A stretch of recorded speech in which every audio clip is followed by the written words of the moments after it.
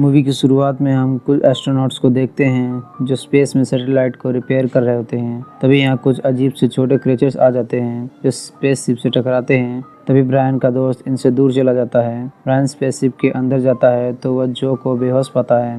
Brian spaceship को control करता है। उसके बाद हम उन छोटे क्रिएचर्स को देखते हैं जो मून पर हॉल बना रहे होते हैं। सीन शिफ्ट होता है और हम ब्रायन की वाइफ और बेटे सनी को देखते हैं। सनी अपने फादर की न्यूज़ देख रहा होता है जिसमें ब्रायन को टर्मिनेट कर दिया गया था क्योंकि नासा के लोगों को लगता है कि वह हादसा ब्रायन की लापरवाही की वजह से हुआ था। ब्रायन की वाइफ सनी को उसके ग्रैंडफादर के पास ले जाना चाहती है लेकिन सनी कहता है कि मैं नहीं जाना चाहता हूँ। अब सीन शिफ्ट होता है और हम 10 साल बाद का समय देखते हैं। यहाँ हम कैसी को देखते हैं जो मून के बारे में इंफॉर्मेशन इकट्ठा कर रहा था। तभी उसे मून की ऑर्बिटल डिस्टेंस में कुछ अजीब देखने को मिलता है। इसके बाद जो को दिखाया जाता है। उसे भी नासा से फ़ोन आता है। जब जो स्पेस सेंटर में पहुंचती है तो उसे मून पर होने वाले अजीब चीज़ों के बारे में बताया जाता है। जो को बताया जाता है कि मून का रेडियस कम होता जा रहा है और इसका ऑर्बिटल डायरेक्शन में भी चेंज हुआ है। दूसरी तरफ कैसी की बात पर नासा वाले बिल्कुल भी ध्यान नहीं देते। कैसी की कैट एक पेपर पर पी कर देती है। जब कैसी उस पेपर को उठाता है तो उसे पता चलता है कि आज एस्ट्रोनॉट डे है। वह उस जगह पर जाता है जहाँ एस्ट्रोनॉट डे मनाया जाता है। जब कैसी यहाँ पहुँचता है तो उसे यहाँ बच्चे दिखाई देते हैं। कैसी बच्चों को लेक्चर देना शुरू कर देता है। तभी यहाँ ब्रायन आ जाता है। कैसी ब्रायन से कहता है कि मून की पावर सोर्स में गड़बड़ी हो रही है।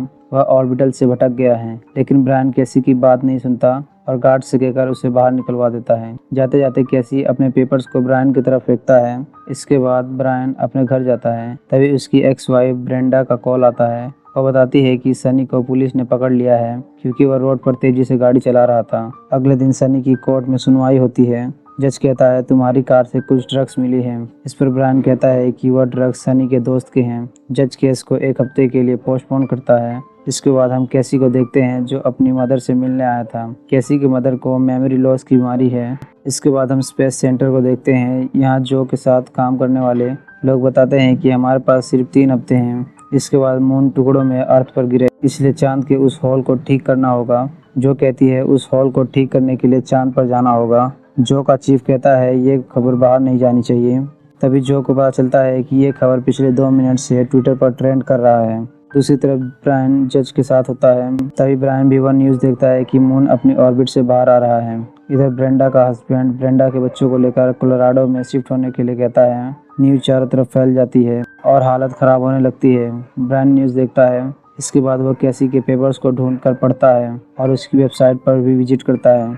नासा एक स्पेसशिप मून पर भेजता है। वह उस हॉल को ढूंढते हैं और उसमें एक प्रोब छोड़ देते हैं। ब्रायन कैसी के पास जाता है। ब्रायन कैसी से पूछता है कि तुम चांद के ऑर्बिटल डायरेक्शन के बारे में पहले से कैसे जानते थे। तो कैसी ब्रायन को बताता है कि मैंने सालों से दूर के स्ट्रक्चर्स को स्टडी किया है। कैसी बताता है चांद के अंदर के स्टार को कुछ हो गया है जिससे चांद अपनी डायरेक्शन में चेंज कर रहा है। दूसरी तरफ जो और बाकी लोग प्रयोग को देख रहे होते हैं। प्रयोग 35 किलोमीटर नीचे जाने के बाद ऊपर वापस आने लगता है। तभी नैनो क्रिएचर्स एस्ट्रोनॉट पर अटैक कर देते हैं और एक एक करके सबको मार देते हैं। स्पेस सेंटर में बैठे लोग ये देख कर डर जाते हैं। इसके बाद हम देखते हैं कि पूरे शहर में समुद्र का पानी भरना शुरू हो गया है और चारों तरफ तबाही मची हुई है। कैसी पानी में डूबने लगता है। तब ब्रायन जाकर कैसी को बचाता है।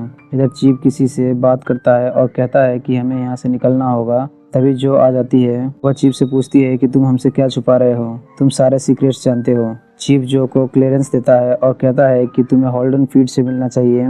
जो अब हॉल्डन फील्ड के पास जाती है। क्लियरेंस दिखाने पर इसे वह सीडी मिल जाती है जिसमें ब्रायन ने क्रिएचर को देखा था। तभी यहाँ हॉल्डन फील्ड आ जाता है। जो कहती है नासा ने ये सब क्यों छुपाया था। तो हॉल्डन फील्ड कहता है कि नासा को चांद के नीचे से रोशनी दिखाई दी थी जिसे वह छुपाना चाहता था। इसलिए यह बात ब्रायन को छोड़कर क्रू के सब मेंबर्स को पता था। ब्रायन ने सबको नैनो क्रिएचर्स के बारे में बताया था लेकिन सब ने उसे पागल कहा और उसे जॉब से निकाल दिया।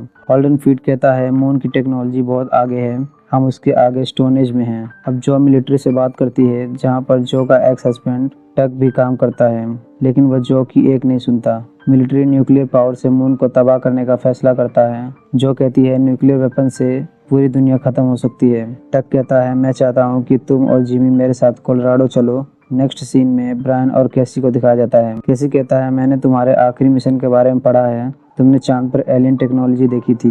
ब्रायन कहता है वहाँ मैंने अपने दोस्त को खोया था और जब मैं वापस लौटा तो मेरा डाइवोर्स हो गया और मेरा बेटा भी मुझसे नफरत करता है। दूसरी तरफ जो अपने बेटे को कोलोराडो भेजने का फैसला करती है। तभी जो को याद आता है कि हॉल्डन फील्ड ने ईएमपी डिवाइस के बारे में बताया था। इसके बारे में जो अपने हस्बैंड को बताती है।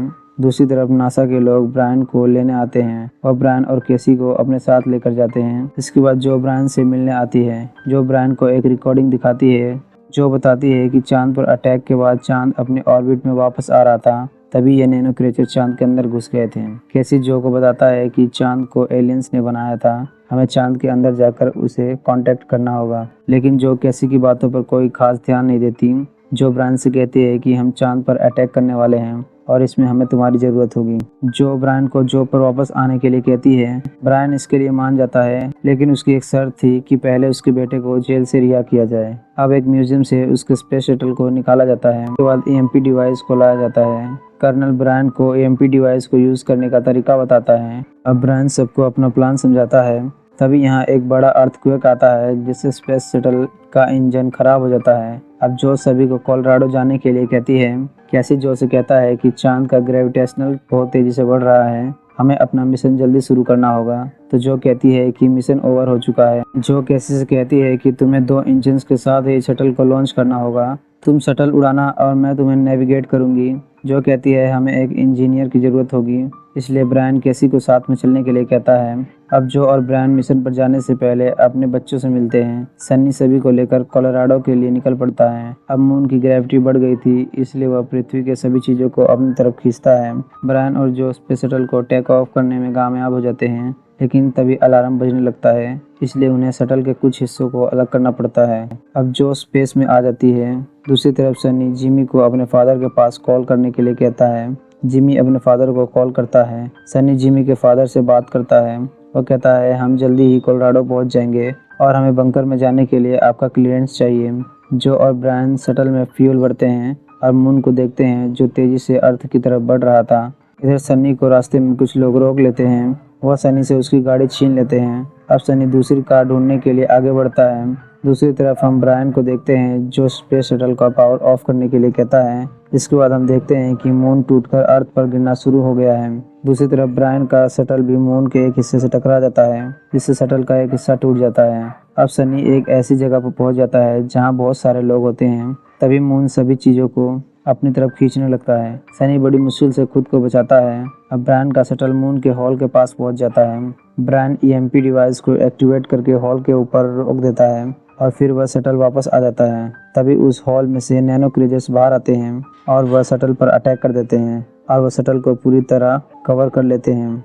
तब ब्रायन अपना और कैसी का फ़ोन तोड़ देता है, क्योंकि नैनो क्रीचर्स फ़ोन के सिग्नल की वजह से ही उन पर अटैक करते हैं। जो यहाँ पर बताती है कि मिलिट्री के लोग मून को डिस्ट्रॉय करने के लिए न्यूक्लियर बॉम्ब का इस्तेमाल कर सकते हैं। इस पर ब्रायन कहता है इससे बहुत ज़्यादा रेडिएशन निकलेगी जो बहुत डेंजरस हो सकती है। अब ब्रायन ईएमपी डिवाइस को शटल से जोड़ता है और हॉल की तरफ तेजी से बढ़ता है।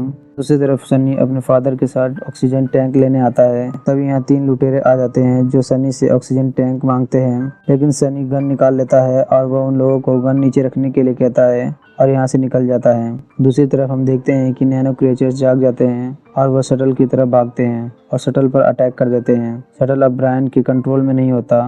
नैनो क्रिएचर्स स्पेस शटल पर अटैक कर देते हैं, जिससे शटल टूटने लगता है। तभी सामने से एक ग्रीन कलर की रोशनी उनको अंदर खींच लेती है। अंदर पहुंचकर सभी बेहोश हो जाते हैं। अब वह ग्रीन लाइट तीनों को स्कैन करती है। दूसरी तरफ मिलिट्री वाले मून को डिस्ट्रॉय करने के लिए तैयार हो जाते हैं और इधर वह रॉबर्ट्स फिर से सनी के पीछे पड़ जाते हैं। तभी मून फिर से चीज़ों को अपनी तरफ खींचने लगता है, जिसमें वह तीनों रॉबर्ट्स भी मर जाते हैं। सनी डक को कॉल करता है और कहता है कि हम बंकर के पास पहुंचने वाले हैं। डक कहता है तुम लोगों को यहाँ पहुंचने में बहुत टाइम लग जाएगा, इसलिए जल्दी से किसी जगह पर छुप जाओ। अब पृथ्वी पर से ऑक्सीजन खत्म होने लगा था। जब कैसी उठता है तो वह यहाँ ग्रेविटी और ऑक्सीजन महसूस करता है। वह देखता है कि ब्रायन यहाँ नहीं है। इसके बाद कैसी और जो आगे बढ़ते हैं। तभी सामने एक दरवाज़ा खुलता है। दोनों उस दरवाजे के अंदर जाते हैं। नेक्स्ट सीन में हम ब्रायन को देखते हैं।